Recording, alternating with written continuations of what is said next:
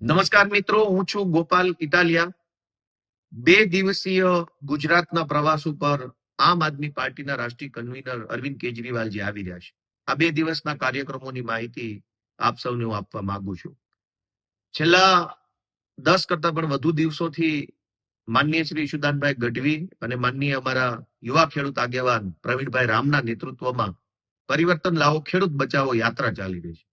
ગામડે ગામડે ખૂબ વિશાળ જન પ્રતિસાદ મળી રહ્યો છે. જે રીતે ગુજરાતમાં 30 વર્ષથી ભાજપની સરકાર હોવા છતાં પણ સિંચાઈનું પાણી, વીજળી, ખાતર, જમીન મહેસૂલની બાબતો હોય કે ટેકાના ભાવે ખરીદી હોય, બિયારણની બાબત હોય, તમામ ક્ષેત્રમાં ખેડૂત દુખી છે. ત્યારે પરિવર્તન એ જ ઉપાય, પરિવર્તન લાવવાથી જ ગુજરાતના ગામડાઓ, ખેતી અને ખેડૂત અને ખેત મજૂરોનું ભલું થશે એવો સંદેશ લઈને પ્રવીણભાઈ અને ઈશુદાનભાઈ જે યાત્રા લઈને નીકળ્યા છે, એ યાત્રાનું સમાપન આવતીકાલે એટલે કે 8 માર્ચ 2026 ના રોજ ગાંધીનગર ખાતે રામકથા મેદાનમાં થવાનું છે.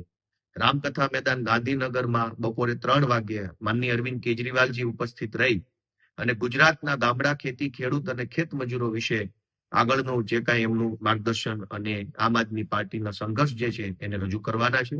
ખૂબ વિશાળ સંખ્યામાં ગુજરાતભરમાંથી ખેડૂતો આ કાર્યક્રમમાં ઉપસ્થિત રહેવાના છે. આપ પણ એમાં ઉપસ્થિત રહો એ મારી લાગણી છે.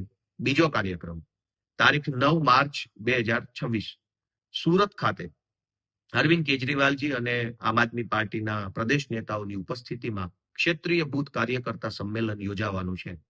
9મી માર્ચના રોજ બપોરે 3 વાગ્યે મોટા વરાછાની બાજુમાં ગોઠાણ ગામ પાસે અરવિંદ કેજરીવાલજીની ઉપસ્થિતિ રહેશે. આમ આદમી પાર્ટી છેલ્લા લાંબા સમયથી સંગઠનનું જે કામ કરી રહી છે, ડોર ટુ ડોર પ્રચાર, નાની જનસભાઓ, મહોલ્લા સભાઓ, વ્યક્તિગત મિટિંગો, સોશિયલ મીડિયા કેમ્પેન, આ બધા જ કાર્યક્રમો કરીને આમ આદમી પાર્ટીએ એક સંગઠનની વિશાળ તાકાત ઊભી કરી છે. એક નેટવર્ક ઊભું કર્યું છે. ગામ, ઘર સુધી, વ્યક્તિ સુધી નેટવર્ક ઊભું કર્યું છે. અને આ નેટવર્કના માધ્યમથી બૂથ લેવલના કાર્યકર્તાનું પાર્ટીએ નિર્માણ કર્યું છે. ત્યારે 20 થી 25 હજાર જેટલા બૂથ કાર્યકર્તાઓનું એક સંમેલન સુરતમાં યોજાવા જઈ રહ્યું છે.